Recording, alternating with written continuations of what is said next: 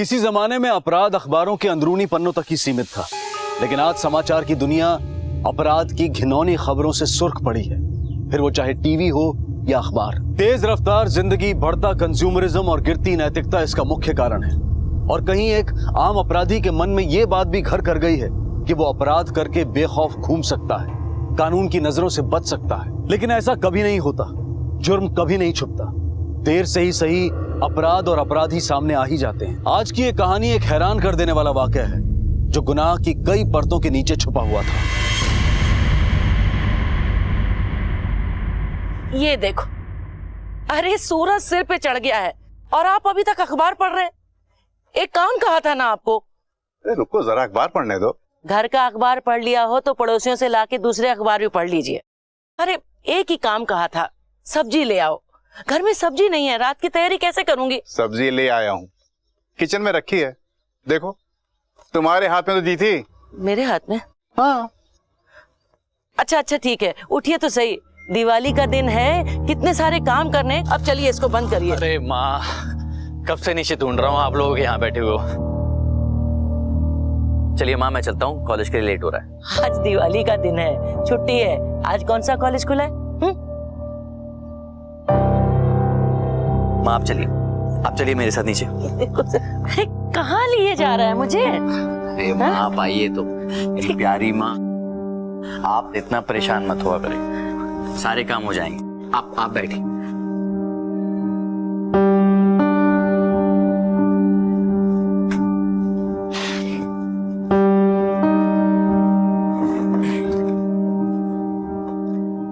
Happy Diwali माँ। पर happy Diwali. माँ दिवाली पिछले हफ्ते थी। अच्छा वो सब्जियां मैंने फ्रिज में रख दी हैं, आप चिंता मत कीजिएगा। तो कुछ भी याद नहीं रहता, ना घर की सब्जियां, ना दिवाली का दिन। हम लोग हैं ना आपको रिमाइंड कराने के लिए। हाँ, और छोटी सी तो परेशानी है आपकी, भूल जाने की, कितने लोगों को होती है। आप बस अपना ख्याल रखिए और खुश रहिए, बाकी सब ठीक हो जाएगा। अभी फिलहाल मुझे कॉलेज के लिए लेट हो रहा है तो जाना पड़ेगा। ख्याल रखिए।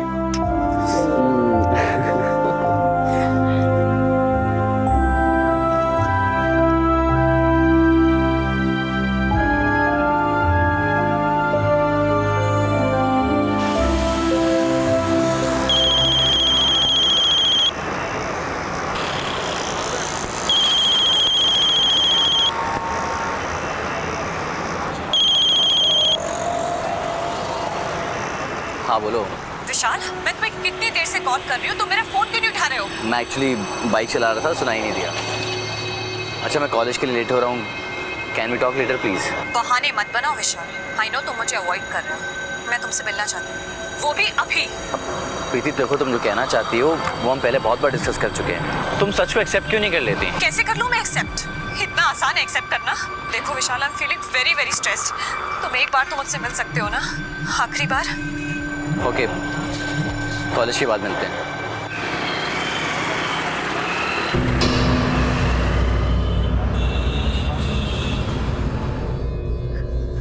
सुनिए। हाँ बोलो। अरे मैंने कहा सुनिए। अरे बोलो ना, क्या बात है? रात के 10:30 बज रहे हैं, विशाल अभी तक घर नहीं आया। अरे बाबा आ जाएगा, ये जरूरी काम में फंस गया होगा। वो इतनी देर तक कभी बाहर नहीं रहता, और अगर रहता भी है तो मुझे कॉल करके बताता है। किसी दोस्त के यहाँ गया होगा, वही पढ़ रहा होगा साथ में। कॉल कर रही हूँ, उसका फोन भी तो बंद आ रहा है। तो बैटरी खत्म हो गई होगी। आपको ना किसी बात की चिंता नहीं होती, मैं यहाँ चिंता में घुली जा रही। देखिए मुझे अच्छी तरीके से याद है, मैंने उसके लिए टिफिन बनाया था, आज वो टिफिन भी नहीं लेकर के गया। अरे बाबा वो टिफिन लेकर के गया है, मैंने देखा था सुबह उसको। आप आइए, मैं दिखाती हूँ आपको, आइए मेरे साथ। चलो आइए दिखाती हूँ। लगा लो, लेके गया है। देखिए। ठीक है, मैं कॉल करता हूँ। अरे बताया तो था आपको, कॉल कर रही हूँ, फोन बंद आ रहा है। ओह ठीक है, थोड़ा इंतजार कर लेते हैं, आ जाएगा, तुम घबराओ नहीं, आ जाएगा। हाँ आओ, आ जाओ।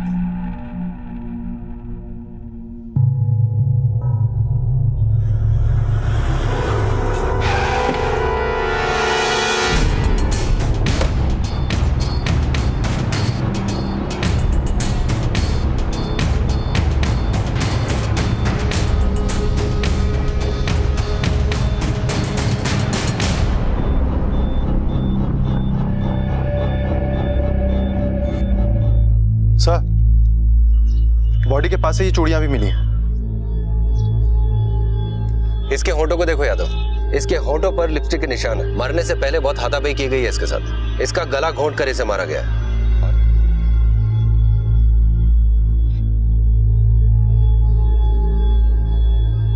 अपने इतने साल के करियर में ऐसा कई बार देखा है कि किसी लड़की ने किसी लड़के को मार दिया हो, पर जिस अग्रेसिवनेस से इसे मारा गया है ऐसा बहुत कम देखने को मिलता है। सर, हो सकता है कि इसने किसी लड़की का रेप करने की कोशिश की हो, या ये भी हो सकता है कि किसी लड़की ने कुछ लड़कों की मदद से इसे मार दिया। पॉसिबिलिटीज हजारों हैं, और जब तक सच का पता नहीं चल जाता हमें हर पॉसिबिलिटी पे काम करना होगा। Yes sir. इसकी पॉकेट चेक करो।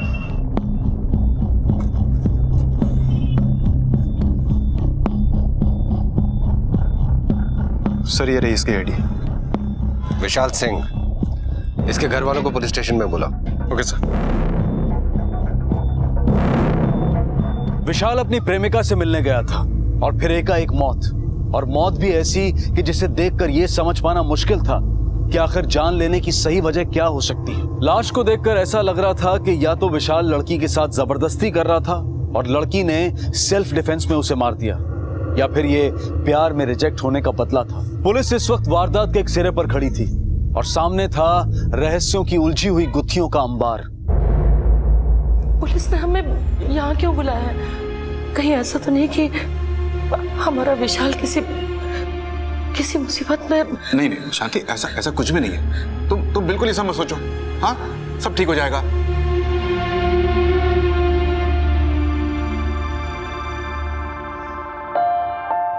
यादव, इन्हें तुम ही इन्फॉर्म कर दो। Okay sir.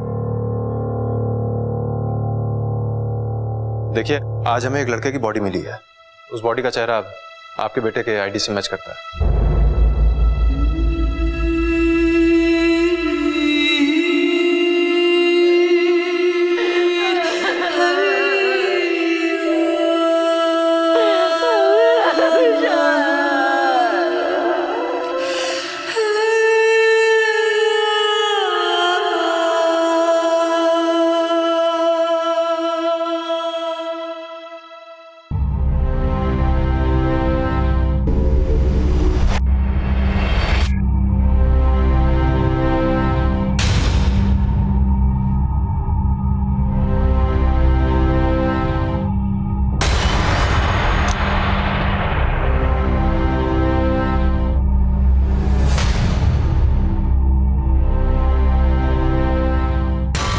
तुमने मुझे रिजेक्ट किया।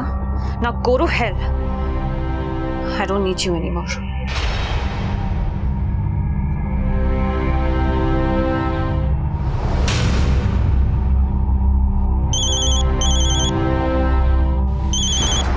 हेलो, तूने अभी अभी अपनी सेल्फी वाली पिक अपलोड की है? करेक्ट। बाय द वे, कैसी लग रही हूँ मैं? कम से कम एक लाइक तो कर दे। तुम्हें लगता विशाल के बारे में नहीं पता है? Vishal by the way, he is history to me now. अब मैं लाइफ में बहुत आगे बढ़ चुकी हूँ, इसलिए उसकी बात मेरे सामने मत करो। विशाल की डेथ हो चुकी है, उसे किसी ने मार दिया है। सर, विशाल का सेल फोन। कुछ खास पता चला इससे? मैंने इस फोन की कॉल हिस्ट्री चेक की है सर। विशाल को ज्यादातर कॉल्स उसके पेरेंट्स ने और उसके दोस्तों ने किया है, जबकि एक नंबर ऐसा भी है जिससे पिछले कुछ दिनों से हर रोज 20 से 25 कॉल्स आते थे। और वो नंबर किसी लड़की का है? हाँ सर, प्रीति वर्मा। इस नंबर से रिलेटेड और कोई खास बात? सर, प्रीति ने इतनी बार कॉल किया, लेकिन इसने केवल 2 या 3 कॉल्स ही रिसीव किए। यानी विशाल इस प्रीति को अवॉइड कर रहा था। जिस दिन विशाल का मर्डर हुआ उस दिन की सुबह ही विशाल ने प्रीति से लगभग 1 मिनट बात की है। और सर, एक बात और, विशाल के फोन में प्रीति नाम के इस फोल्डर में ये सारी पिक्स मिली।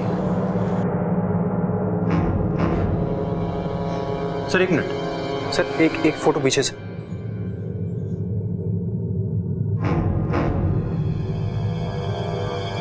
ये तो वही स्कार्फ है जिससे विशाल को स्ट्रैंगुलेट किया गया था। जिस दिन विशाल का मर्डर हुआ उस दिन विशाल ने प्रीति का फोन उठाया और उनकी उस दिन बात भी हुई, लेकिन मर्डर के बाद इस नंबर से एक भी कॉल नहीं आया। एड्रेस पता करो इसका। सर, हमने प्रीति के नंबर से उसका एड्रेस भी निकाल लिया है। अब आगे की कहानी ये प्रीति ही बताएगी।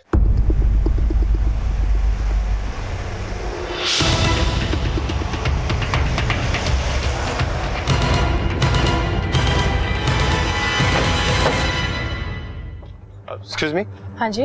प्रीति यहीं पे रहती है ना? हाँ जी, आप कौन है? मैं उसकी लैंडलॉर्ड हूँ। वो यहाँ पे पीजी में रहती है। ये इंजीनियरिंग कॉलेज में पढ़ती है। रूम कौन सा है उसका? सर वो तो नहीं है इस वक्त घर पे।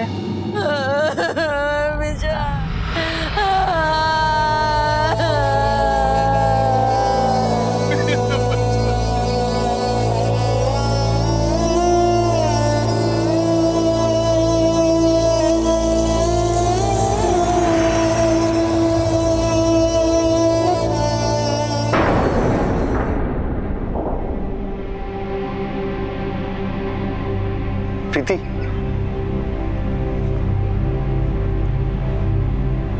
समीर, अंकल आंटी दोनों सदमे में हैं।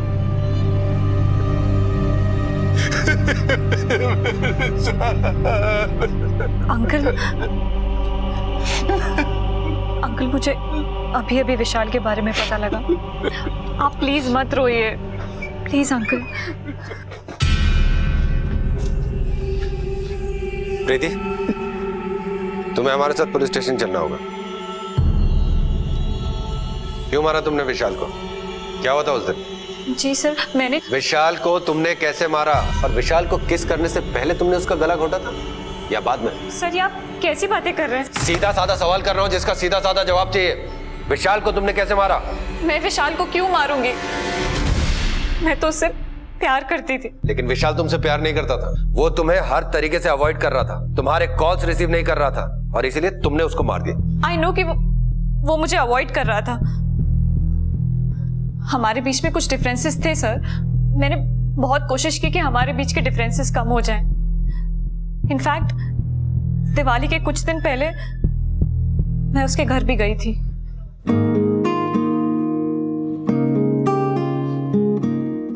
अरे अरे प्रीति, क्या कर रही है? सब छोड़ दे। अरे देख, अभी और बहुत सारे काम पड़े घर में, रंगोली भी बनानी है। आ नीचे। अरे बस बस मम्मी, इस फैन के साथ साथ घर का सफाई मिशन भी पूरा हो जाएगा। उसके बाद हॉल में जाके रंगोली बना लेंगे। तेरे आने से मुझे कितनी सहूलियत हो गई है। देखना, प्रीति के आने से घर में कितनी रौनक आ गई है। हाँ माँ। प्रीति तुम नीचे उतरो। माँ वो कुछ जरूरी काम था तो तुम हम लोग होके आते हैं थोड़ा। अच्छा अच्छा। हाँ बस हम अभी आते हैं माँ। ठीक है? ठीक।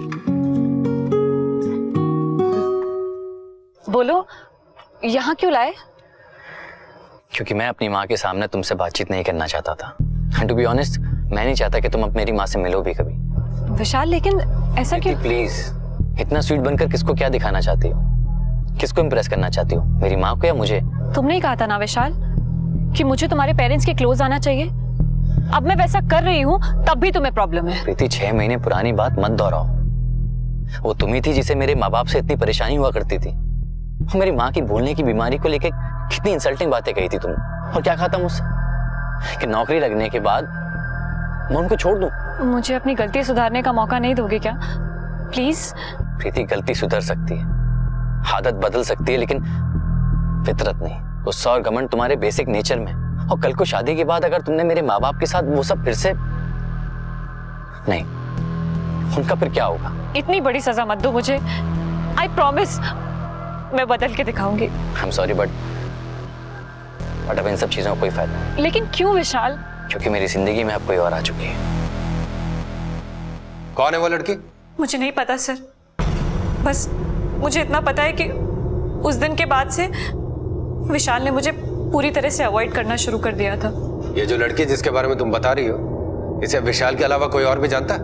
हाँ, शायद समीर को पता होगा। ये समीर कौन है? समीर विशाल का बहुत ही क्लोज फ्रेंड है। हम समीर से पूछताछ करेंगे, लेकिन तब तक तुम पुलिस हिरासत में रहो। सर, लेके जाओ। मैंने कुछ नहीं किया सर। सर, मैंने विशाल को नहीं मारा है। ये क्या कर रही हैं आप?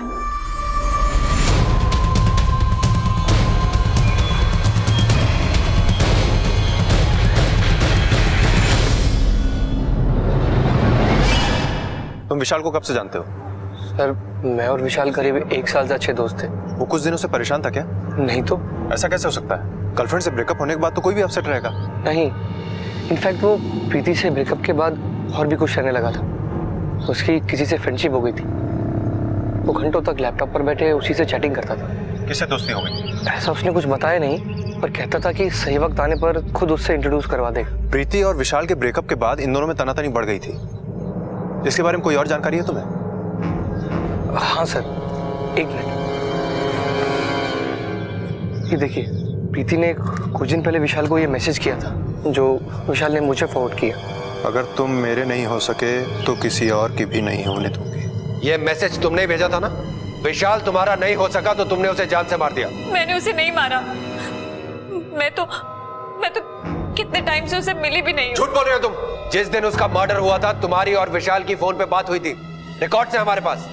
दरअसल सर, उस दिन हम लोग मिलने वाले थे। मैं कुछ बात करना चाहती थी उसे अपने रिलेशन के बारे में। और तुम लोग मिले, उसने तुम्हें छोड़ दिया और बदला लेने के लिए तुमने उसे जान से मार दिया। मैंने उसे नहीं मारा, बल्कि उस दिन तो ये हुआ था कि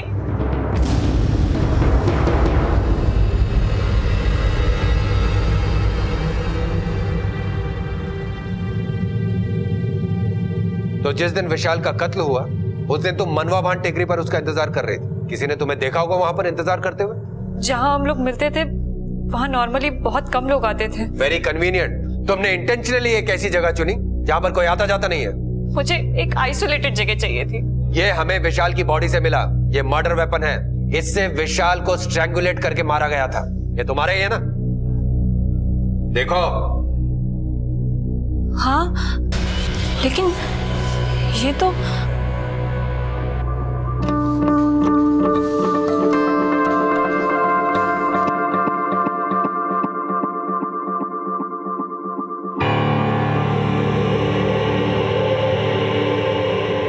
एक मिनट में आती हूँ।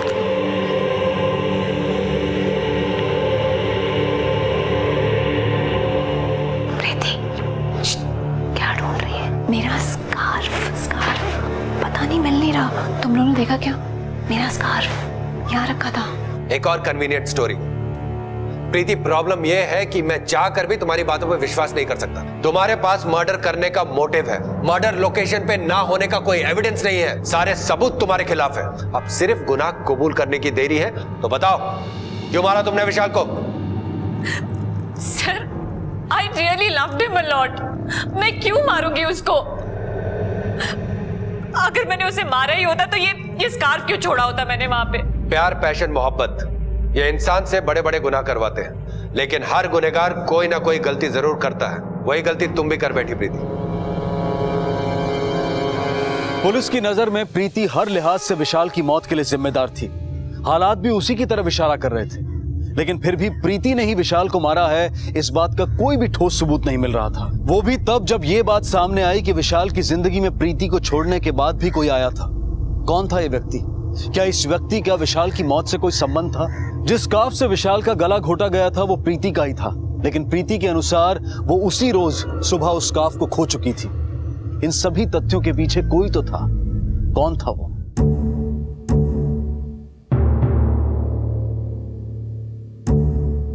शांति, अब ज्यादा मत सोचो, खाना शुरू करो। नहीं खाया जाता। देखो, अगर तुम नहीं खाओगी तो तुम्हारी तबीयत और बिगड़ जाएगी। क्या फर्क पड़ता है? अरे जीने की इच्छा ही किसे है? मेरी जिंदगी मेरे बेटे से थी। जब वो ही नहीं तो मैं किसके लिए जीऊं? शांति, शांति,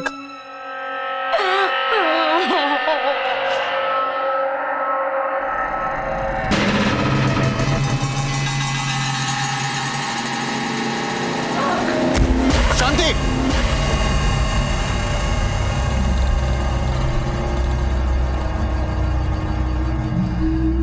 मैंने जो दवाइयां लिख करके दी हैं आप वो शांति देवी को रेगुलरली देते रहिए।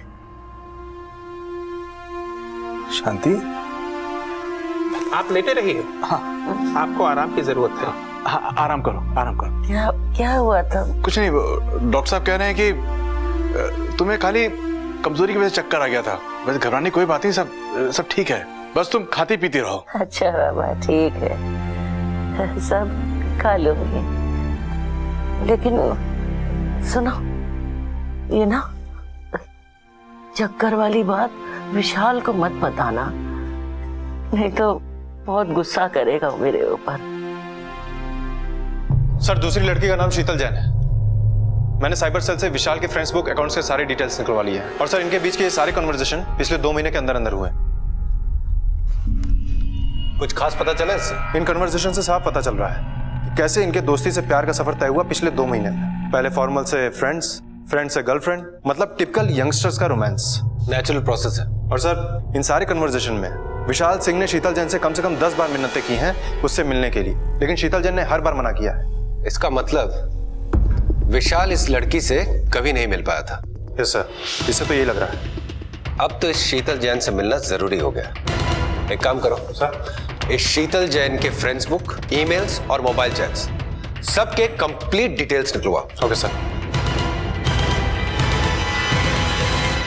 सर, ये शीतल जैन का फ्रेंड्स बुक अकाउंट है। ये उसकी कई सारी तस्वीरें भी अपलोड हैं। लेकिन सर, मैंने एक बहुत ही इंटरेस्टिंग बात नोटिस की है। इसकी फ्रेंड लिस्ट में एक ही फ्रेंड का नाम है, विशाल सिंह। ये तो बड़ी अजीब बात है। बड़ी अजीब लड़की होगी ये। सर, ये अकाउंट और फोटो अलग अलग साइबर कैफे से अपलोड किए गए हैं, इसलिए सर इसका आईपी एड्रेस पता लगाना थोड़ा मुश्किल होगा। फिर भी सर हम कोशिश करेंगे।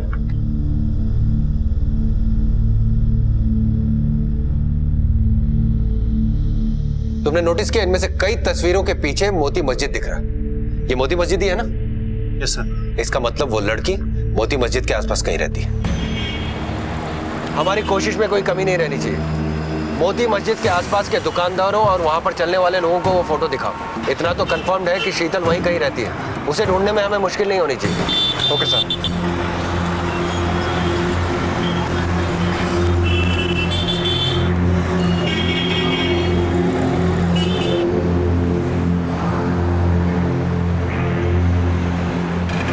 यादव, तुम उस तरफ पूछो, मैं इस तरफ पूछता हूँ। Okay sir, come on.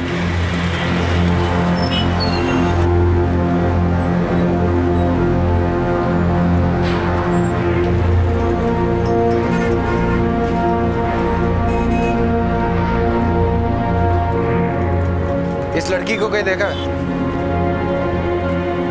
हाँ सर, ये आती रहती है, दूसरे माले पे रहती है। फ्लैट नंबर 201 में रहती है सर। 201?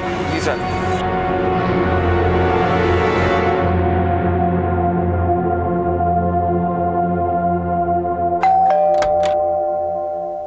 शीतल जैन? शीतल जैन? ये फोटो तुम्हारी है? जी हाँ, लेकिन आपको कहाँ से मिली? तुमसे एक मर्डर केस के बारे में कुछ पूछताछ करनी है। पूछताछ? कैसी पूछताछ? ये देखिए, ये आप ही की तस्वीर है ना, जो यही ली गई है, जिसके बैकग्राउंड में मोती मस्जिद दिखता है?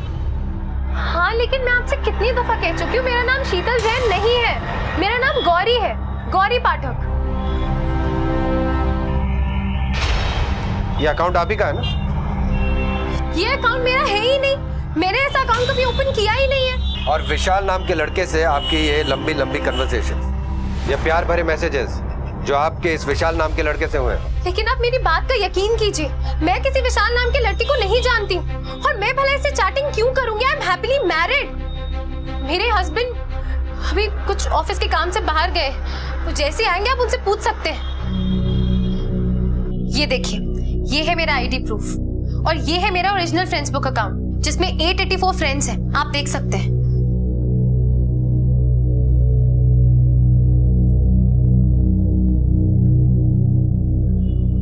हेलो, हाँ कुरैशी, मुझे अर्जेंटली एक इंफॉर्मेशन चाहिए। 2 नाम नोट करो, शीतल जैन, गौरी पाठक। इन दोनों नाम के फ्रेंड्स बुक अकाउंट की कंप्लीट डिटेल्स चाहिए मुझे। Thank you Qureshi. विशाल नाम का कोई लड़का नहीं है, जबकि दोनों ही अकाउंट में तुम्हारी तस्वीरें हैं, वो भी एक जैसी। वही तो मुझे समझ में नहीं आ रहा कि किसने मेरे साथ इतना भद्दा मजाक किया है। हाँ कुरैशी। सर, शीतल जैन के फ्रेंड्स बुक अकाउंट में जो फोटो अपलोड हुआ है वो गौरी पाठक के कंप्यूटर से नहीं हुआ है, बल्कि सर हमने गौरी पाठक और शीतल जैन दोनों के अकाउंट में एक बहुत ही खास डिफरेंस नोटिस किया है। सर, जब भी गौरी पाठक ने कोई फोटो अपलोड किया है, ठीक उसके अगले ही दिन फेक अकाउंट में भी वही फोटो अपलोड हुआ है। इसका मतलब कोई बहुत क्लोजली इनके अकाउंट को फॉलो कर रहा है। ठीक है, थैंक यू कुरैश। सब तस्वीरें सेम है, ये देख रहे हो। ओरिजिनल अकाउंट में जो फोटो है वही फेक अकाउंट में पहले यहां अपलोड की जाती, फिर इसमें। ठीक, गौरी जी, आपकी ये फोटो ओरिजिनल अकाउंट में नहीं है। इसका मतलब ये फोटो बिना ओरिजिनल अकाउंट से कॉपी किए हुए डायरेक्टली फेक अकाउंट में अपलोड किया गया है। किसने खींचा ये फोटो? वो मेरे हस्बैंड ने, अरुण ने। तो फिर ये फोटो फेक अकाउंट में कैसे पहुंची? आप कहना क्या चाह रहे हैं? देखिए, आप मेरी बात का जो मतलब निकालना चाहे निकाल सकती हैं। आपने कहा आपके हस्बैंड बाहर गए हुए हैं, उन्हें फौरन बुलाइए। कहीं आप मेरे हस्बैंड पर तो शक नहीं कर रहे हैं ना? हम एक बहुत ही इंपॉर्टेंट केस की इन्वेस्टिगेशन कर रहे हैं और इस वक्त हमें आपके हस्बैंड से पूछताछ करनी है। जो मैं कह रहा हूं वो कीजिए, बुलाइए उनको।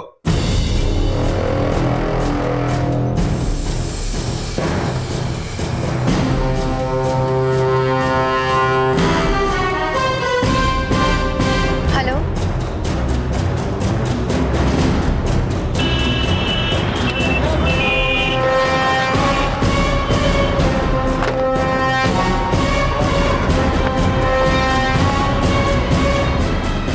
किया क्या मैंने?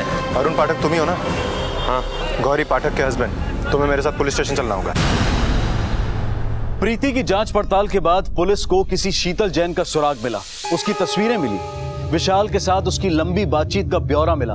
लेकिन जब खुद शीतल मिली तो वो शीतल नहीं बल्कि गौरी निकली।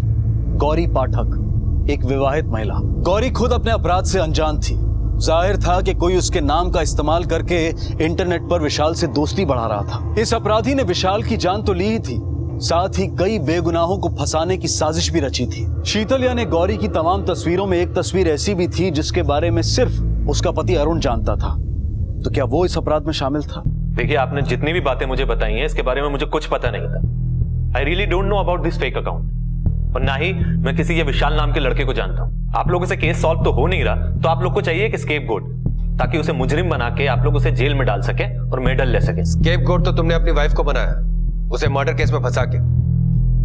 क्या गौरी ने तुम्हें शादी के लिए प्रेशराइज किया था या कोई चक्कर वक्कर चल रहा है तुम्हारा? जी नहीं। तो फिर अपनी वाइफ को मर्डर केस में फंसाने की कोशिश क्यों कर रहे हो? बोलो, तुमने विशाल को क्यों मारा? क्या दुश्मनी थी तुम्हारी उससे? आप लोग क्या बोल रहे हैं, मुझे कुछ समझ में नहीं आ रहा है। तुमने पहले विशाल के मर्डर का फुल प्रूफ प्लान बनाया, फिर अपनी वाइफ का शीतल जैन नाम से एक फेक फ्रेंड्स बुक अकाउंट खोला और अपने वाइफ के ओरिजिनल अकाउंट से उस फेक अकाउंट पर पिक्चर्स अपलोड की। ईमेल से चैट करके तुमने विशाल को शीतल जैन यानी अपनी वाइफ का दीवाना बना दिया और फिर उसका मर्डर कर दिया। और मर्डर करके ऐसे इजी क्लूज छोड़ दिए कि पुलिस आसानी से तुम्हारी वाइफ तक पहुंच जाए। तुमने फेक अकाउंट में एक ऐसी पिक्चर अपलोड कर दी जो तुम्हारे वाइफ के ओरिजिनल अकाउंट में नहीं थी, जो तुम्हारे मोबाइल फोन से खींची हुई थी और मोबाइल फोन से ही अपलोड की गई थी। क्या एक मिनट मुझे वो फोटो दिखाएंगे प्लीज?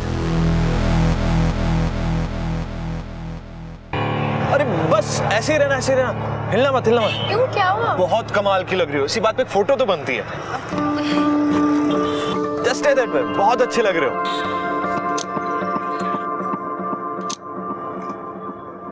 अब मुझे याद है, ये पिक तो मैंने ही ली थी। और फिर गलती से तुमने उसे फेक अकाउंट में डाल दिया।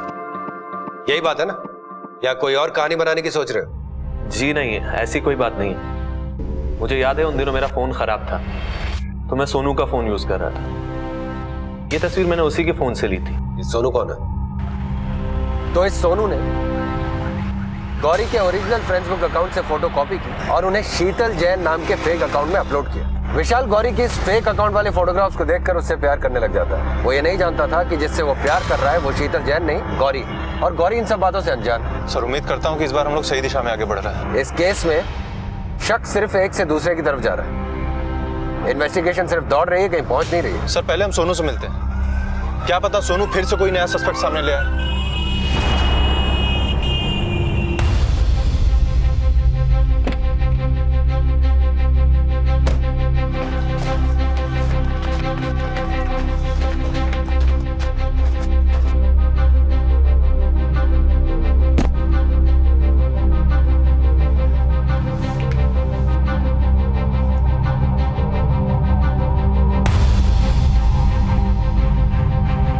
सर, लेडीज कपड़े।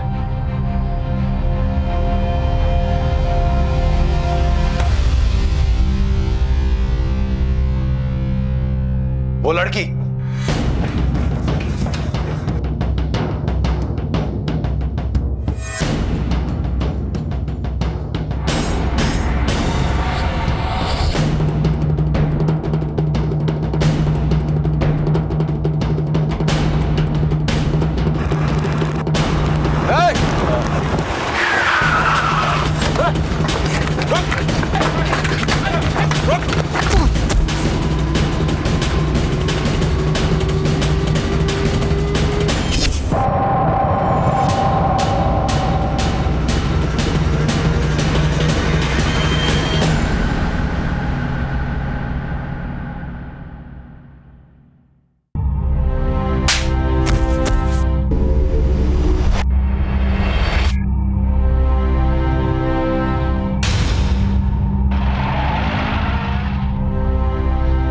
सोनू उर्फ समीर।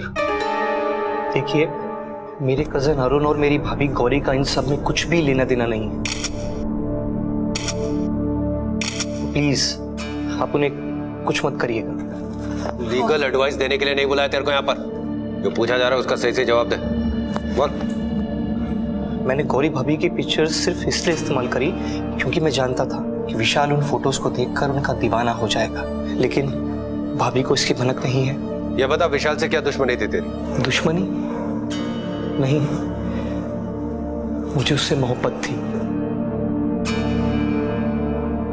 हाँ, I loved him। कहने को तो मैं दुनिया के लिए लड़का हूँ, लड़कों जैसा दिखता हूँ, लड़कों जैसा बोलता हूँ, लेकिन मेरे अंदर एक लड़की की आत्मा बसती है, और इस लड़की की जिंदगी में आने वाला पहला लड़का था विशाल।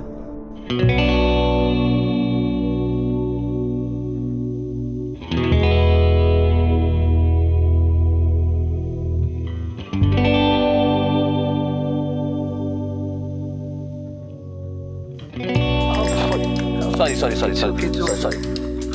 No problem. Hi. समीर।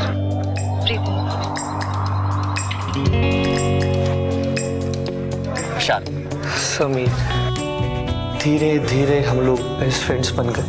ये देख भाई, मैं टेबल टेनिस चैंपियनशिप जीत के आया हूँ। Certificate. Wow, congratulations. I am so happy for you.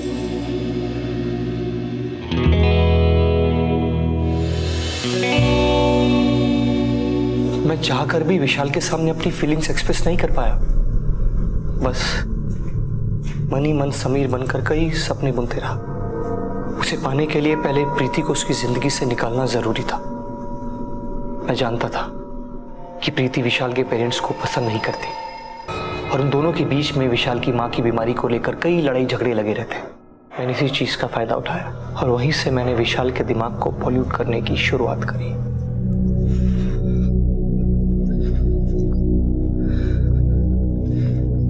विशाल, क्या हुआ? तो कुछ अपसेट लग रहा है आज? कुछ नहीं। कहने को तो तुम मुझे अपना बेस्ट फ्रेंड बोलते हो ना, और अपने फ्रेंड से अपनी प्रॉब्लम शेयर नहीं करते। अच्छा, जरूर प्रीति ने तुमसे झगड़ा किया होगा। हाँ विशाल, एक बात कहूँ तुमसे, प्रीति ना तुम्हारे लायक बिल्कुल भी नहीं है। हाँ, she is so arrogant and insensitive। अभी कल ही की बात है, वो अपने फ्रेंड्स के सामने तुम्हारी मदर के बारे में नहीं, जस्ट लीव इट। क्या बोला समीर? क्या बोलना? चुप क्यों गया? मैं तुम्हें हर्ट नहीं करना चाहता, लेकिन वो तुम्हारी मदर की बीमारी के बारे में जोक्स कर रही थी। हाँ, सब लोग हंस रहे थे। मुझे सच में बहुत बुरा लगा। अच्छा हाँ, मुझे ना एक काम याद आ गया, तो मैं तुमसे बाद में आके मिलता हूँ।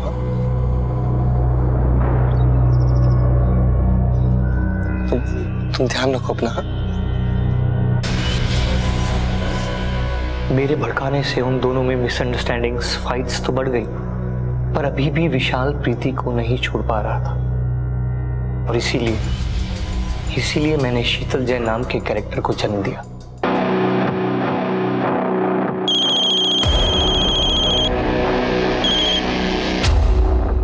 हेलो हेलो शीतल, मैंने इसलिए फोन किया था कि मैं आज प्रीति से आखिरी बार मिलने जा रहा हूँ। नहीं, तुम्हें प्रीति से नहीं मिलना चाहिए। तुम्हें पता है वो तुम्हें ट्रैप कर रही है। यू डोंट वरी, मैं आज वो चैप्टर हमेशा के लिए क्लोज कर दूंगा। अगर तुम आज उसके पास ना जाने का प्रॉमिस करो तो मैं आज तुम्हें मिल सकती हूँ। क्या सच में? और उस दिन मैंने विशाल को अपनी सच्चाई बताने का फैसला कर लिया था। अगर वो मुझे एक्सेप्ट कर लेता तो ठीक था, वरना प्रीति के स्कार्फ से उसका गला घोट देता, जो मैंने कुछ दिन पहले ही चुराया था। मेरा स्कार्फ पता नहीं मिल नहीं रहा। तुम लोगों ने देखा क्या? मेरा स्कार्फ यहाँ रखा था।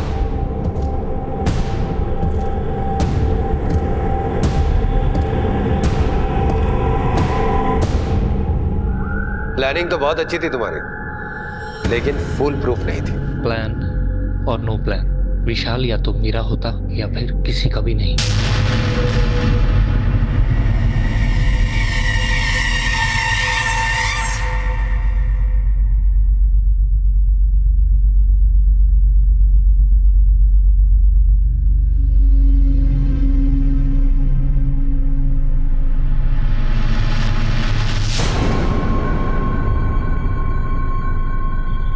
शीतल,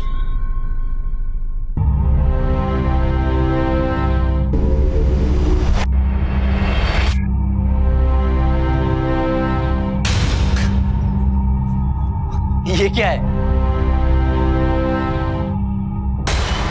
विशाल, मैं ही शीतल हूँ। क्या तू पागल हो गया? जाकर चेंज कर गया? विशाल, तुम इस तरह रिएक्ट क्यों कर रहे हो? मतलब समीर, तूने इतना बड़ा झूठ बोला? Shit man. Vishal please listen to me. Vishal, Vishal I really love you. मैंने जब से तुम्हें देखा है ना, मैं तुमसे प्यार करने लगी। देखो, तुम इतना प्यार करने वाली कभी नहीं मिलेगी, और मैं तुम्हारा हमेशा ख्याल रखूंगी। अगर तुम कहो तो मैं तुम्हारे लिए अपनी जान भी दे सकती हूँ। ये क्या फालतू बात कर रहा है? विशाल, विशाल अगर तुम चाहो तो मैं तुम्हारे लिए अपना सेक्स भी करवा लूंगी। हाँ, हम लोग ना एक हैप्पी कपल की तरह रहेंगे। हाँ, we will live happily after together. Please Vishal, मेरे प्यार को अपना लो विशाल, प्लीज। विशाल, पागल हो गया क्या? Shit man, you are. अरे शादी तो बहुत दूर की बात है, तुम जैसे घिनौने इंसान की शक्ल तक देखना नहीं चाहता मैं, ना इस जन्म में ना किसी और जन्म में। सिक, बात नहीं करना अच्छा मुझसे।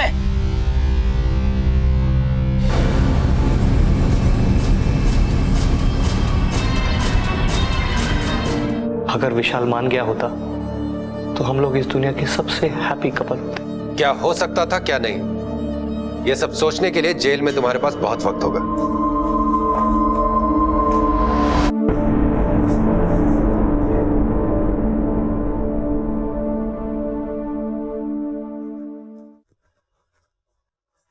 सुनिए जी। हाँ, मैं क्या कह रही हूँ कि आजकल ना मुझे पता नहीं क्यों कुछ अजीब सा लग रहा है। क्यों? ऐसा लगता है जैसे मैंने विशाल को पता नहीं कब से नहीं देखा। एक तो वो घर में भी नहीं दिखाई देता ना आजकल। तुम बैठो बैठो। पहले आज सुबह तुमने विशाल से कितनी सारी बातें की थी। हाँ, तुमने उसका टिफिन तैयार किया था, और फिर जाते जाते तुम्हारा आशीर्वाद लेके भी गया था। अच्छा, सच में?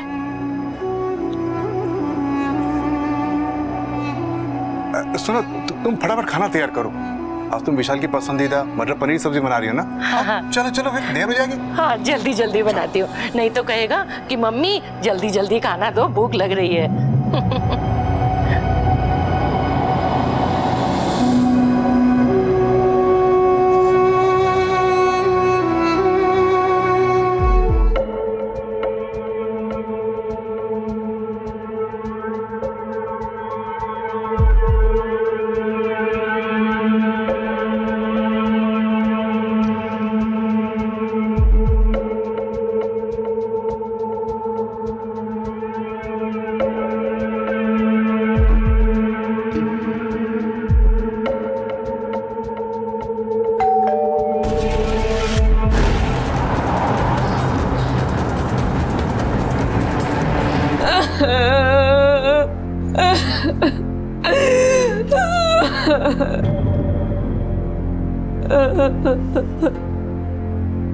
हेलो हाँ हेलो, आकाश तुम्हारे घर आया क्या? नहीं नहीं, अगर वो तुम्हारे घर आता तो प्लीज मुझे फोन कर। हाँ हाँ हाँ, प्लीज प्लीज प्लीज। जी जी जी।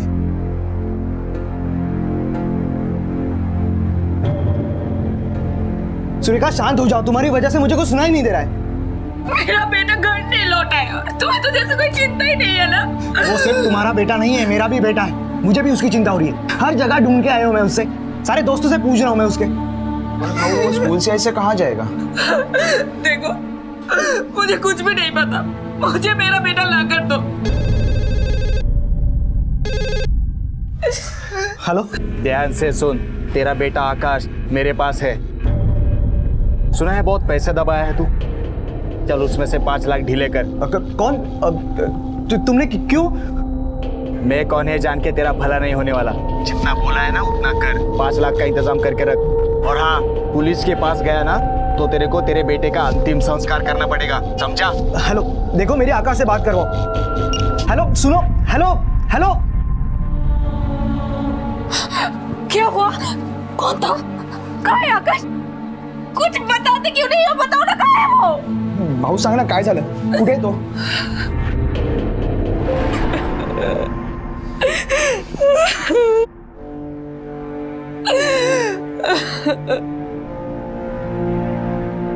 मुझे लगता है हमें पुलिस को इन्फॉर्म करना चाहिए। हाँ। क्या चाहते हो तुम? हाँ, वो आकाश को मार दे। उसने बोला था ना कि हम पुलिस के पास ना जाए। वो जितने भी पैसे मांग रहे हैं ना उसको दे दो। प्लीज मेरे बेटे को लेके आओ, प्लीज आकाश को लेके आओ।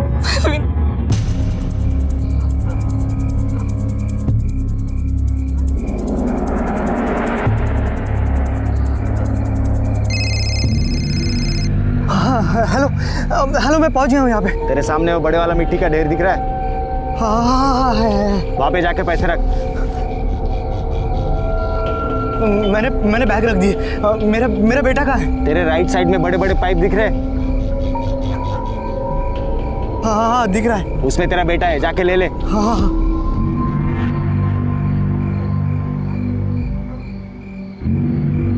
आकाश, आकाश, आकाश, आकाश।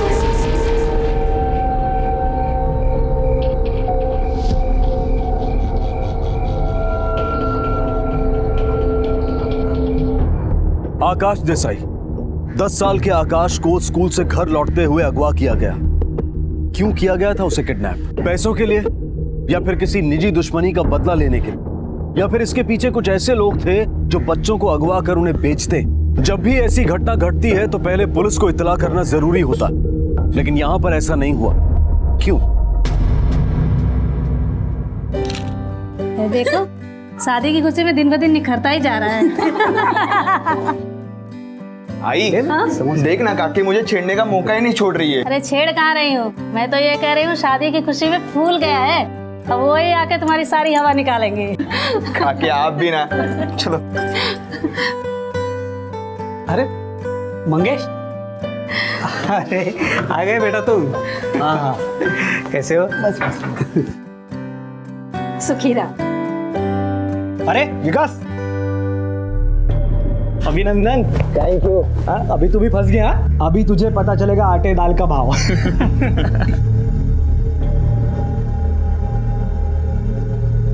अरे सुरेखा, तुम यहाँ क्यों खड़ी हो बेटा?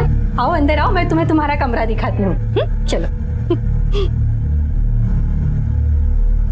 आओ, तुम भी फ्रेश हो। हाँ हाँ, आता हूँ। हाँ।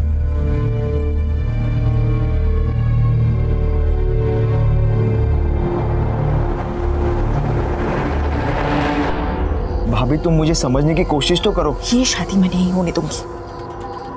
तुम्हारा और मेरा वो वाला वीडियो अभी तक मेरे पास है, देखना है? ये देखो, देखो। तुम मुझे ब्लैकमेल कर रही हो? तो तुम क्या कर रहे हो मेरे साथ? विकास, तुमने अगर ये शादी नहीं तोड़ी ना तो मैं सबको तुम्हारे और मेरे बारे में बता दूंगी, याद रखना।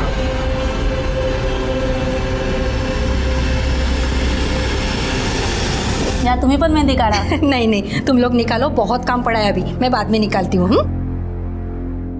बाबा बाबा मुझे आइसक्रीम चाहिए। नहीं, आइसक्रीम खाने से सर्दी होती, नहीं मिलेगा आइसक्रीम। बाबा चाहिए। मैं देखता हूँ।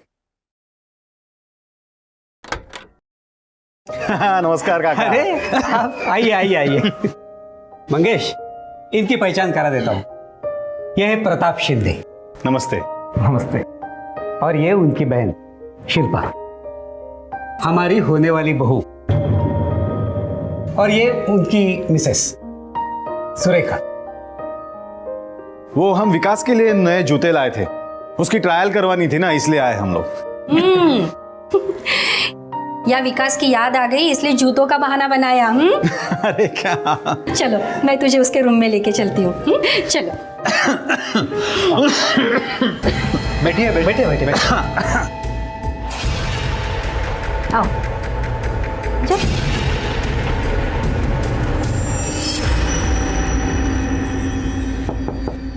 कौन है? आजा। विकास, ये देख, तेरी होने वाली बीबी जूते दिखाने के बहाने तुझसे मिलने आई है। तुम दोनों बातें करो, मैं चलती हूँ, बहुत काम पड़ा है। ये जूते ट्राई कर लीजिए ना प्लीज। प्रताप भाव लाए हैं रिसेप्शन में सूट के साथ पहनने के लिए। साइज छोटी होगी तो सुबह चेंज हो जाएगा। हाँ ठीक है, मैं बाद में देखता हूँ। ठीक है। शिल्पा, एक मिनट।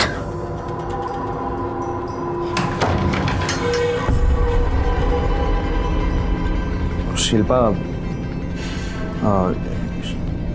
मुझे तुमसे कुछ जरूरी बात कहनी है।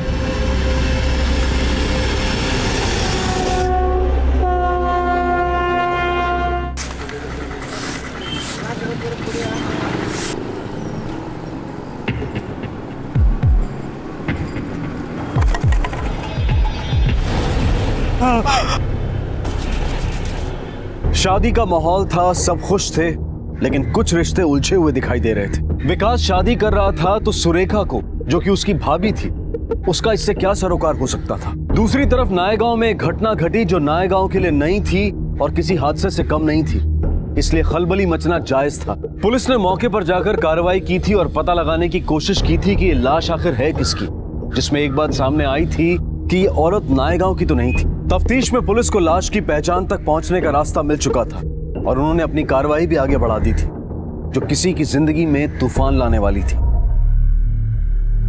मंगेश बेटा, अरे कहाँ हो तुम दोनों? सुरेखा कहाँ गई? गुरुजी तुम दोनों को बुला रहे, रस्म का टाइम हो रहा है। काकी, मुझे क्या पता कहाँ है, कहाँ जाती है, क्या करती है, कुछ बताती नहीं है। अरे ऐसे क्यों बोल रहे हो तुम? वो बीवी है तुम्हारी, और कोई सुन लेगा तो क्या सोचेगा? क्या हुआ, तुम दोनों में झगड़ा हुआ है क्या? शुभमंगल सावधान तदेव लग्नं सुदिनं तदेव या बलं दैव बलं तदेव लक्ष्मीपते ते गृहोस्फुरामि शुभमंगल सावधान।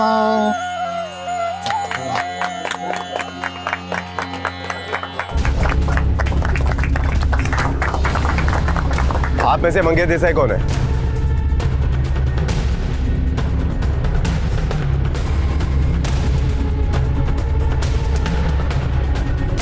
आपको हमारे साथ चलना पड़ेगा।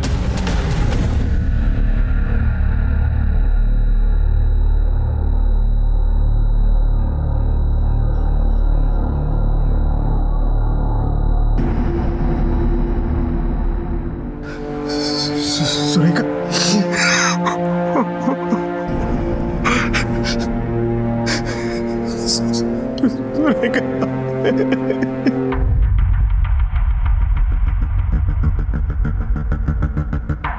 साहब, हम पूना में रहते हैं। यहाँ मेरे चचेरे भाई विकास के शादी में आए थे। तुमने उसे आखिरी बार कब देखा था?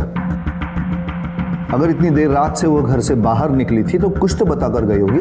नहीं सर, उसे एक फोन आया था और वो चली गई। हेलो,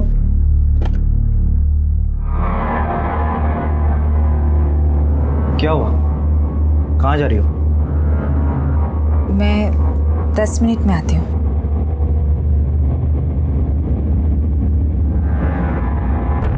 फिर सुबह तक तुमने ये जानना जरूरी नहीं समझा कि तुम्हारी बीवी घर पे आई है या नहीं? साहब शादी का घर है, कई सारे मेहमान हैं, मुझे लगा वापस आकर किसी काम में उलझ गई होगी। उसके यहाँ पर किसी के साथ जान पहचान थी? हो सकता है उसे मिलने के लिए निकली हो। हम यहाँ नायगांव में किसी को नहीं जानते, बस मेरे काका का घर है जिनके यहाँ ये शादी है, और वो सोलापुर से थी। सर उसका मेरे अलावा किसी से कोई लेना देना नहीं है। तुम्हारी बीवी एक दूसरे शहर में जहां तुम्हारे परिवार के अलावा वो किसी को जानती तक नहीं है, देर रात घर से निकलती है किसी को मिलने के लिए, और तुम ये जानने की कोशिश भी नहीं करते कि वो किससे मिलने जा रही है, घर वापस आई है या नहीं आई है। अब तुम अपने आप बोलोगे या हम बुलवाएं? साहब मेरा यकीन कीजिए साहब, वैसे भी हम दोनों में ज़्यादा बातें नहीं होती थी। क्यों? वो मुझसे तलाक लेना चाहती थी। मैं तुमसे छुटकारा चाहती हूँ। क्यों तुम बसे बसाए घर को तोड़ना चाहती हो? क्या ये बसा बसाया घर है? ये वो घर है जहाँ दो लोग बेवजह रहते हैं, जिनको अगर महीनों भी एक दूसरे की शक्ल ना दिखे ना तो कोई प्रॉब्लम नहीं है। मैं तुम्हारे साथ नहीं रह सकती। तुम बस नाम के प्रति रह गए हो। तुमने कभी सोचा है कि आकाश पर क्या बीतेगी? आकाश को तुम अपने साथ रख लो, मुझे नहीं चाहिए वो।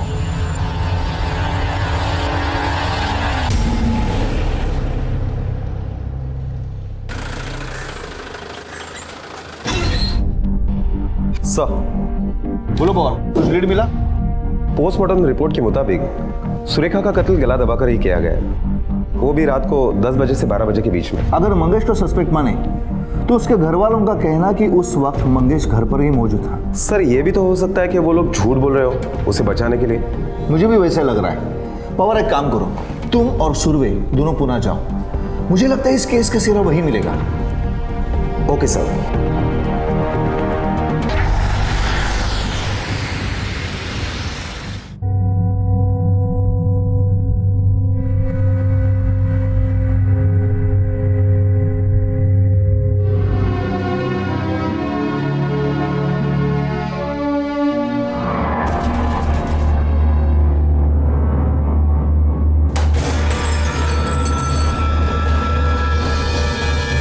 आकाश ने अपनी मां को खो दिया था, लेकिन वो अब भी सुरेखा का इंतजार कर रहा था।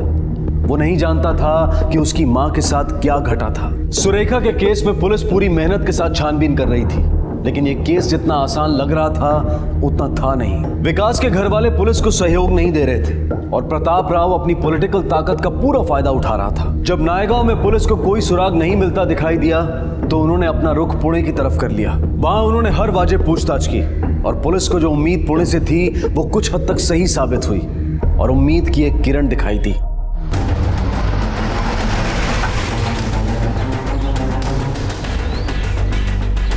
मंगेश तो बहुत अच्छा है साहब, अपने काम से काम रखता है, पर पता नहीं उसके पत्नी के साथ क्यों बनती नहीं थी। साहब पहले तो सब ठीक था, पर धीरे धीरे उनके घर से झगड़े की आवाज़ बहुत आने लगी। कभी कुछ पता चला कि उन दोनों में झगड़ा क्यों होता था? झगड़े की वजह क्या थी? साहब जब से वो विकास इधर रहने आया तब से झगड़े बढ़ रहे थे। 5 महीने इधर रहकर गया वो, बीच में अफवाह उड़ी उसका और सुरेखा का कुछ चक्कर चल रहा था क्या? हाँ साहब, हम दारू पीने बैठे थे तब उसने खुद बताया था ऐसा। साहब वो लोग बकवास कर रहे, कुछ भी बातें बना रहे। मेरा और भाभी जी का कोई चक्कर नहीं था, मैं सिर्फ उनके घर में रहता था। मुझे लग रहा है मेरी यही गलती हुई। और एक गलती भूल रहे हो, शबनम बार जाने की गलती और तुम्हारे दोस्त शंकर के सामने तुम्हारे और भाभी के रिश्ते के बारे में कबूली देने की गलती। बहुत बड़ी गलती हो गई यार मेरी। मेरे को लगता था मैं जितना दिन उधर हूँ उतना दिन ऐश कर लूँ, मज़ा कर लूँ। वैसे भी उसको बाल बच्चे है, परिवार है, कुछ टेंशन ही नहीं ना, लेकिन मेरे ही गले में पड़ गई वो। मैं जो बोल रहा हूँ ना वो कर, तो इधर से निकल, नायगांव जा और शादी कर। अरे उसके पास सिर्फ धमकी नहीं है, उसके पास और कुछ भी है। हमारा वीडियो है, वीडियो। एक ही बिस्तर पे हम दोनों। अरे यार नहीं हो सकता यार। तेरे दोस्त शंकर ने आधी कहानी सुनाई है, अब आधी कहानी तू सुनाएगा। जल्दी सुना वरना ये पवार का हाथ बहुत चलता है। वो मेरा और भाभी का चक्कर था साहब, लेकिन मैंने शुरुआत ना की ना जबरदस्ती की साहब, ये सब उसने शुरू किया था। मैं सिर्फ नौकरी की वजह से पुणे गया था और उसी वजह से उनके घर में रहता था।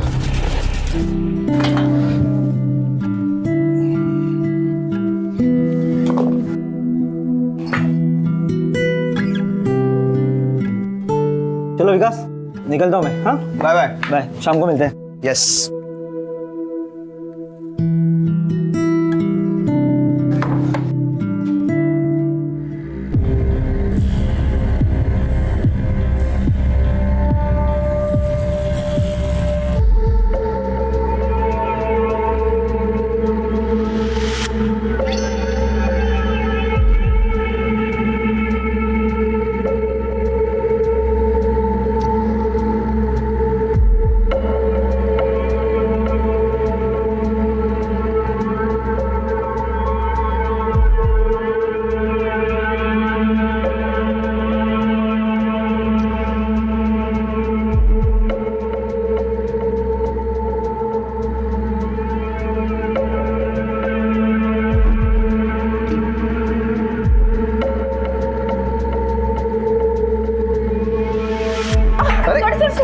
नहीं ठीक है भाभी जी। अरे अरे मैं कर देता हूँ। मैं करता हूँ साहब। भाभी जी ठीक है, मैं करता हूँ साहब।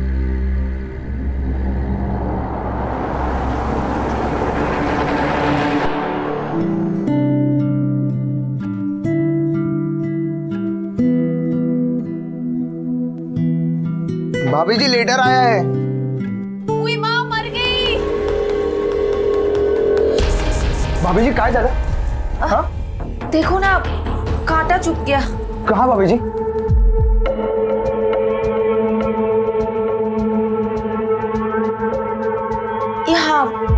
यहाँ छुपा है।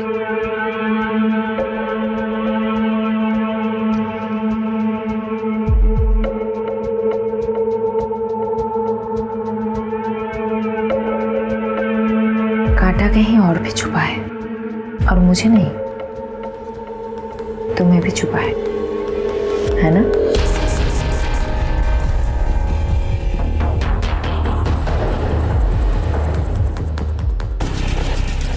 विकास। हाँ भाभी। जरा अंदर आना। हाँ आता हूँ। हाँ विकास, जरा पल्लू उठा के कंधे पे रख देना। वो मेरे हाथ पे क्रैम्प आया है, उठाया नहीं जा रहा है।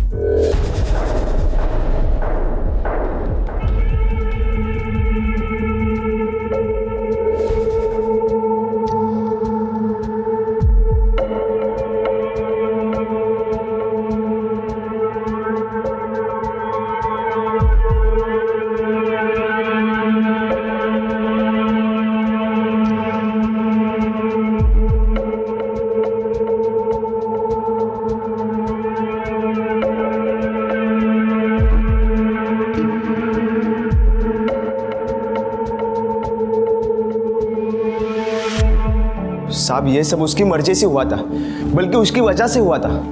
वो मुझ पे ही दबाव डालने लगी। मुझको कहती थी कि मैं मंगेश को तलाक दूंगी और तुझसे ही शादी करूंगी। एक दिन मैं ऑफिस से घर पे आया तो मेरे पास आके बोली कि मुझे पैसों की ज़रूरत है ताकि वो तलाक की अर्जी बना सके। फिर क्या हुआ? मैंने उसको कहा कि मेरे पास पैसे नहीं है, तो वो मुझ पे ही भड़की। उसने पैसे के लिए अपने बच्चे को किडनैप किया साहब। क्या? हाँ साहब, उसने अपने बच्चे के बदले 5 लाख रुपए मांगे और मंगेश भाई को भी रोका पुलिस के पास जाने से। बेचारे मंगेश भाई ने अपने बच्चे को छुड़वाने के लिए उस किडनैपर को 5 लाख रुपए दिए। वो किडनैपर तू था? नहीं साहब, मुझे तो तब पता चला जब भाभी ने मुझे मिलने बुलाया था। मुझे यहाँ क्यों बुलाया?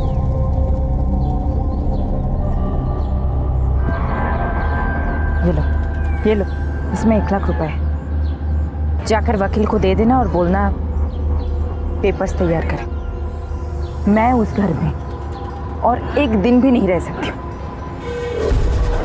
इतना पैसा कहाँ से लाया तूने? मैं अपने प्यार को पाने के लिए कुछ भी कर सकता हूँ। ये तो बहुत छोटी सी चीज़ है, पर तुमने किया क्या? इतना पैसा कहाँ से लाया? अपने बेटे को किडनैप करा के। कहते हैं कि माँ की आंखों से अगर उसका बच्चा एक पल के लिए भी ओझल हो जाए तो वो पल माँ के लिए काटे नहीं कटता और उसके दुख का अंदाजा तक नहीं लगाया जा सकता। सुरेखा का कहना था कि ये सब कुछ उसने अपने प्यार के लिए किया है। विकास को जैसे ही मामले की संजीदगी की भनक लगी तो वो पुणे से नायगांव भाग आया। वो किसी मुसीबत में नहीं पड़ना चाहता था, लेकिन मुसीबत तो उसके दरवाजे पर दस्तक दे चुकी थी, क्योंकि सुरेखा का खून भी नायगांव में ही हुआ था। बेशक अभी तक पुलिस को किसी के खिलाफ कोई पुख्ता सबूत नहीं मिला, लेकिन शक की तलवार कई लोगों के सर पर लटकी हुई थी और वो तलवार किसी न किसी के सर पर तो गिरने वाली थी, क्योंकि पुलिस ने हार नहीं मानी थी और उनकी छानबीन जारी थी। सर ये देखिए, सुरेखा का कत्ल जहां पर हुआ वहां के दुकान से ये सीसीटीवी फुटेज मिले। सर वो रिक्शा से उतरा और लैंप पोस्ट के पीछे जाकर छुप गया। वो किसी को ढूंढ रहा है सर, शायद सुरेखा को ढूंढ रहा। लेकिन इस फुटेज में सुरेखा तो नहीं दिख रही है। सर ये मर्डर की रात 10:15 बजे के फुटेज है, और अगर मंगेश यहाँ पर था तो इसका मतलब है उसके घर वाले झूठ बोल रहे हैं। आप सब लोगों ने हमसे झूठ कहा था कि ये उस वक्त घर पे मौजूद था। अब चुपचाप क्यों है, बोलिए ना। प्रताप शिंदे, आप ही ने हमारी इंक्वायरी रुकवाने के लिए ऊपर तक फोन घुमाया था ना? कुछ फायदा हुआ? छोड़ो, अब सब कुछ सच सच पकड़ो। मैं उस रात सुरेखा के पीछे गया था। तुम वहां पे रुको, मैं आती हूँ।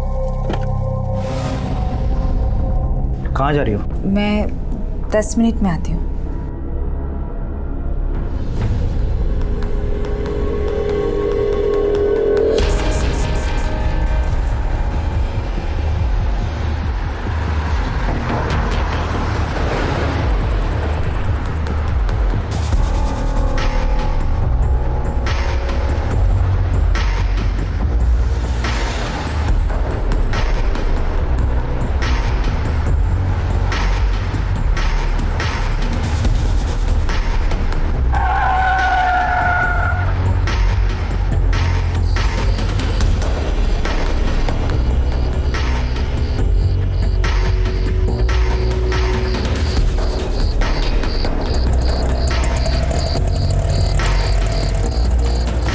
मैंने उसे नहीं मारा सर, कभी ऐसा सोचा भी नहीं था।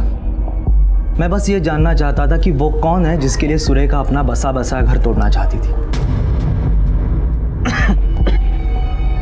मैं उसे रंगे हाथ पकड़ना चाहता था। सर इस मंगेश की बातों पर यकीन नहीं किया जा सकता। हो सकता है वो झूठ बोल रहा हो, और अगर वो सच बोल रहा है तो सबसे पहला सस्पेक्ट वही बनता है। और मंगेश से भी पहला शक उस आदमी पर जाता है जिसने उस रात सुरेखा को फोन करके बाहर मिलने के लिए बुलाया। उस आदमी के बारे में कुछ इन्फॉर्मेशन मिली? सर सुरेखा का कत्ल जिस दिन हुआ उस दिन से उसका मोबाइल गायब है, और उसको सबसे लास्ट कॉल एक पीसीओ से आया था। मैंने पता किया। साहब फोन करने तो दिन भर कई लोग आते हैं और रात को भी कई लोग आए थे, इसे मैं याद रखना मुश्किल है। लेकिन ऐसी कोई खास बात जो तुमने देखी हो या तुमने सुनी हो? करीबन रात को 10 बजे एक आदमी आया था जिसने अपना मुंह रुमाल से ढक दिया था और बहुत हंस भी रहा था। मंगेश सुरेखा की रिक्शा फॉलो कर रहा था, इसका मतलब उसके आगे वाले रिक्शा में सुरेखा होनी ही चाहिए। पुलिस स्टेशन पहुंचते सीसीटीवी फुटेज चेक करना, जूम करके रिक्शा वाले का नंबर मिल रहा है कि नहीं देखो। अगर मिल रहा है तो आरटीओ में उसके बारे में इंक्वायरी करो, रिक्शा वाले से बात करो, शायद हो सकता है वो हमें कुछ बताए। Okay sir. इस औरत को देखा है कहीं? हाँ सर, उसको कुछ दिन पहले मैंने गली नंबर 14 के एंड में छोड़ा था। कोई था उसके साथ या वो अकेली ही थी? वो अकेली थी साहब, लेकिन जहाँ पर मैं उसे छोड़ा था वहाँ एक आदमी उससे मिलने आया था।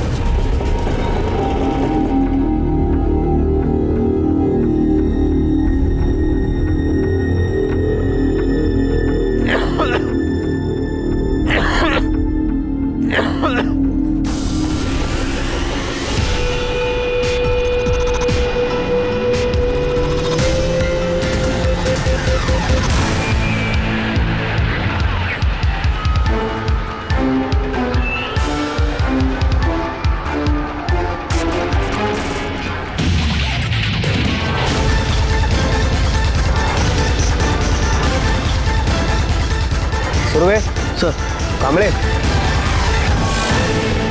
जूतों के निशान। एक काम करो, और अच्छी तरह से ढूंढो, देखो कहीं कुछ मिलता है क्या। सर।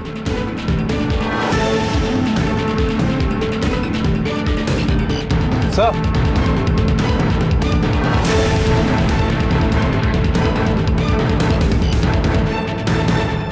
टूटी हुई चूड़ियां, जरूर कुछ ना कुछ तो हुआ है।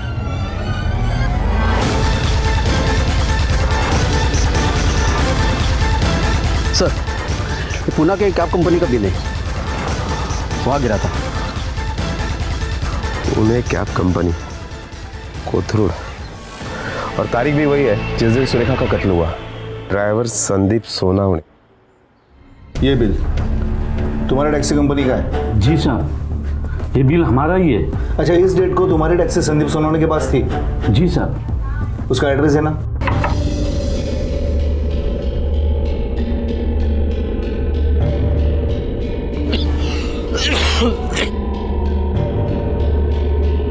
संदीप सोनावणे। आप कौन? पुलिस।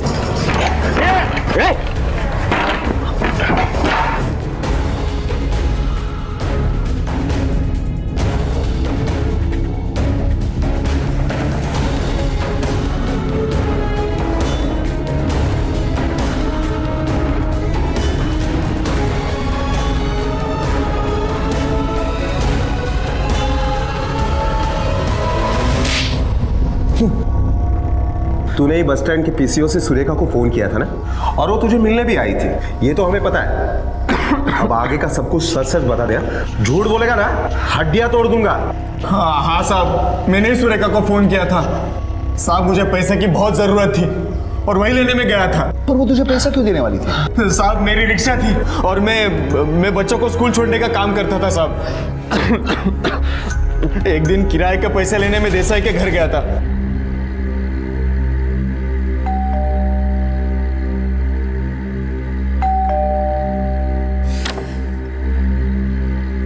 और मैडम, वो स्कूल के रिक्शा के पैसे। हाँ, बैठो ना, मैं दे दूँ। जी। सॉरी, एक सेकंड, बैठ जाओ। जी। मैं लाती हूँ।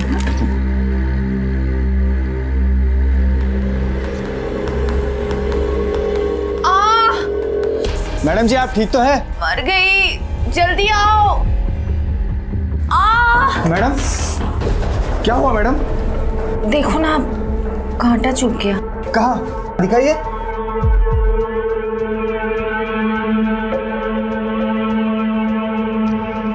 यहाँ। निकालो ना इसे। साहब, उस औरत ने मुझे कब लपेटे में लिया मुझे ही नहीं पता चला साहब। साहब, उसके बाद फिर उसका पति जब ऑफिस जाता था तब हम रोज मिलने लगे। संदीप, मैं मंगेश को तलाक देना चाहती हूँ। क्यों? अरे, उसको मैं तलाक नहीं दूंगी तो मैं तुमसे शादी कैसे करूंगी? साहब, वो औरत शादी के लिए मेरे पीछे ही पड़ी थी साहब। मैं बहुत डर गया था। मैंने बच्चों को स्कूल छोड़ने का काम भी छोड़ दिया था साहब। उसके बाद मैं एक टैक्सी कंपनी में नौकरी को लगा और साहब 3-4 महीने तक तो उसकी कुछ खबर भी नहीं थी। और साहब, मैंने सुना था कि उसका उसके देवर के साथ चक्कर चल रहा है।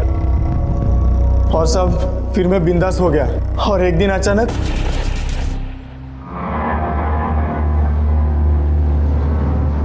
देखो, प्लीज मुझे बख्श दो। देखो, मैं यहाँ तुमसे ये कहने के लिए नहीं आई हूँ मुझसे शादी कर। मैं एक मुसीबत में हूँ, मुझे मदद चाहिए। कैसी मदद? मैं चाहती हूँ तुम मेरे बेटे को किडनैप करो और मेरे पति से 5 लाख रुपए मांगो। क्या? तुम पागल हो गई हो?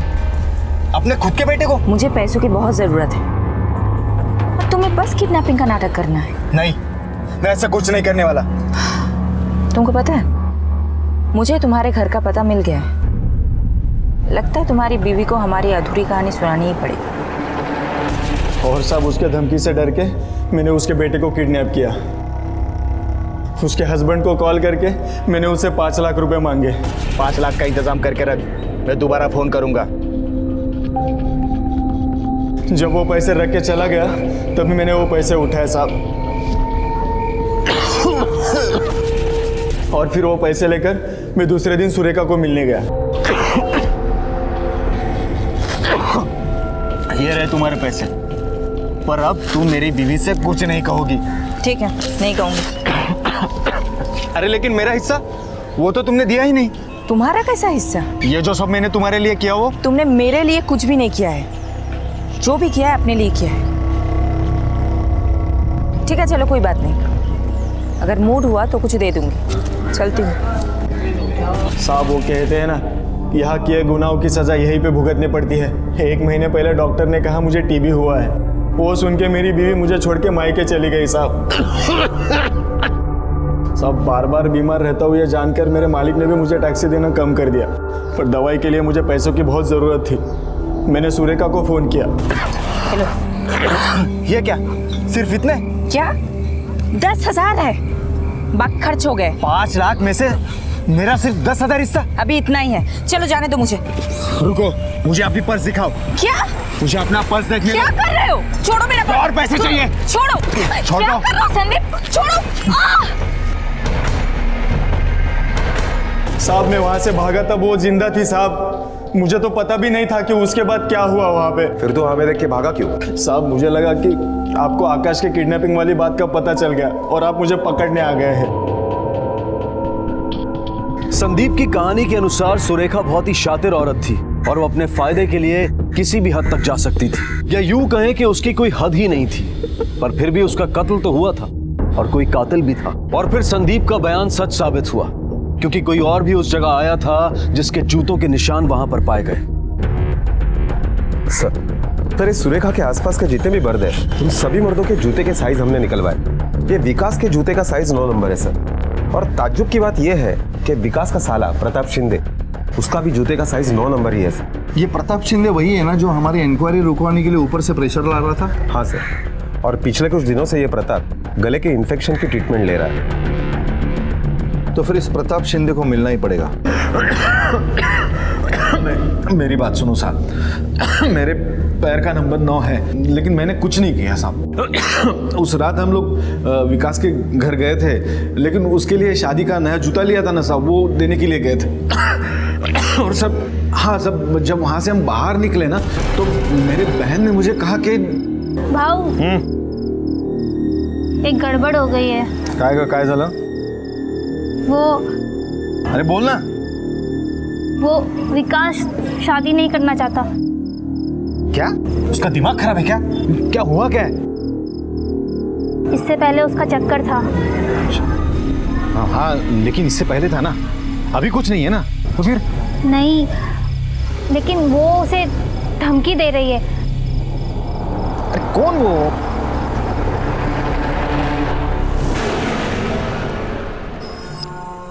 बहुत कुछ सुनाई दे रहा है तेरे बारे में। शिल्पा ने मुझे बताया तेरा लफड़ा। लफड़ा मतलब? तेरा और विकास का। देख अभी जो हो गया ना, उसको भूल जा। वो मेरा होने वाला जीजा है। हाँ, अब ये बैग उठाने का और निकलने का, समझी ना? ए, तू जानती नहीं है मेरे को, मैं कौन हूँ। बहुत भारी पड़ेगा तेरे को, पहले बोल रहा। ये क्या कर रहे हैं आप? कुछ तो शर्म कीजिए। आप मेरे देवरानी के भाई हो तो मेरे भी भाई हुए ना। प्लीज मुझे छोड़ दीजिए, नहीं तो देखिए मैं पुलिस को बुलाऊंगी और लोगों को भी बुलाऊंगी। तब पुलिस को तू बताना कि तू कौन है।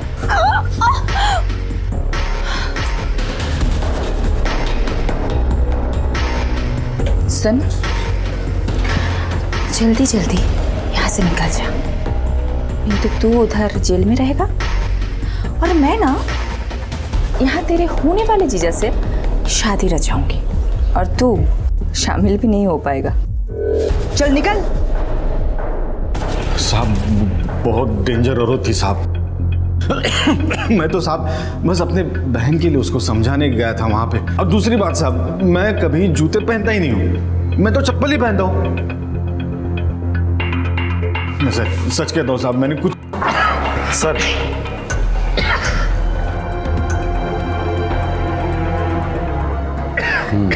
क्या ये यही जूते हैं जो आपने विकास के लिए खरीदे?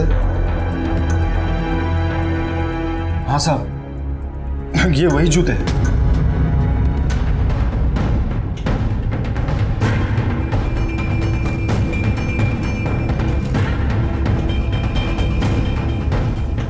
ये जूते जो तूने शादी में पहने थे कहाँ है?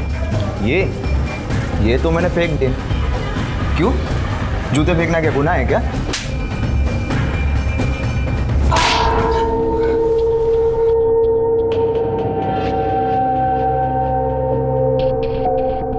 ये जूते पहचानता है? तेरी शादी के दूसरे दिन तेरा घर का जो कचरा उठा था ना, उसे मिले थे। और ये जूतों के निशान उसी जूतों के निशान से मैच हो रहे हैं जो सुरेखा के मर्डर स्पॉट पे मिले थे।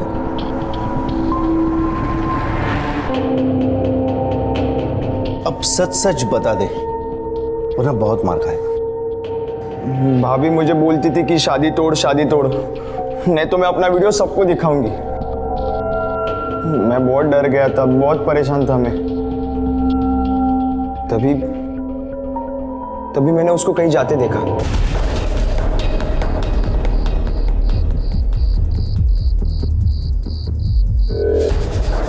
मैंने 1 मिनट के लिए सोच लिया और वहां सामने ये जूते थे। मैंने पहने और उसके पीछे चला गया।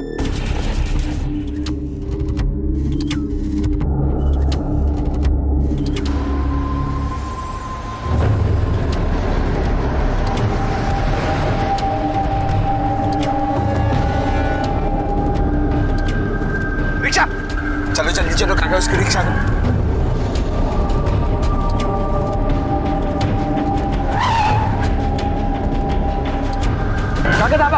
मैंने देखा मंगेश भाऊ की भी रिक्शा रोकी थी, तो मैंने रिक्शा वाले को कहा कि आगे जाके रोक ले। रुको बस चलो। मैं पैसे देकर उतरा तब तक भाभी गायब थी।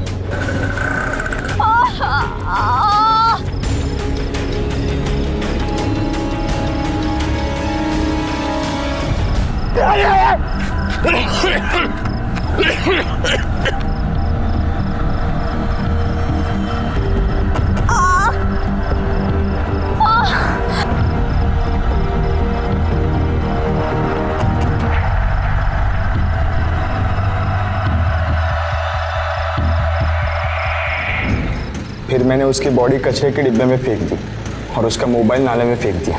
फिर मैं घर आया और शादी के दिन पुलिस को देखा तो मैं बहुत डर गया और डर के ये जूते मैंने कचरे के डिब्बे में फेंक दिए। पर तुझे ऐसा लगा कि तू पकड़ा नहीं जाएगा, लेकिन एक बात ध्यान रखना, जुर्म होने से पहले दस्तक भी देता है और होने के बाद अपने निशान भी छोड़ता है।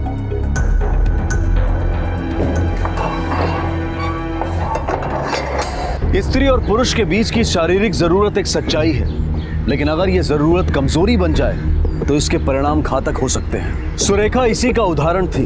उसने अपनी काम इच्छा के सामने अपने घुटने टेक दिए, जिसकी वजह से उसकी जान भी गई। विकास और संदीप भी मौके का फायदा उठाने के लालच में सलाखों के पीछे पहुंच गए। विकास को उम्र कैद की सजा हुई और संदीप को आकाश के किडनैपिंग के केस में 2 साल की सजा हुई। सुरेखा जिस मानसिक अवस्था में थी, बहुत मुमकिन है कि उसे किसी साइकियाट्रिस्ट की जरूरत थी, लेकिन वहां तक किसी ने सोचा ही नहीं और अंजाम सबके सामने है। उन दोनों को अपने किए की सजा मिली, लेकिन अगर बेवजह किसी को नुकसान सहना पड़ा तो वो था मंगेश और बेटा आकाश, जिसे शायद मंगेश ये कभी नहीं बता पाएगा कि उसकी माँ के साथ क्या हुआ था और क्यों हुआ था। अब मैं अनूप सोनी आपसे विदा लेता हूँ। फिर मुलाकात होगी अगले एपिसोड में और खुलासा करेंगे एक और जुर्म का। तब तक अपना और अपने परिवार का ख्याल रखें और देखते रहें क्राइम पेट्रोल डायल 100। सबक एक को, सीख हम सबको। जय। क्राइम पेट्रोल के और भी दिलचस्प कहानी देखने के लिए हमारे चैनल को सब्सक्राइब करें और बेल आइकॉन दबाना न भूलें।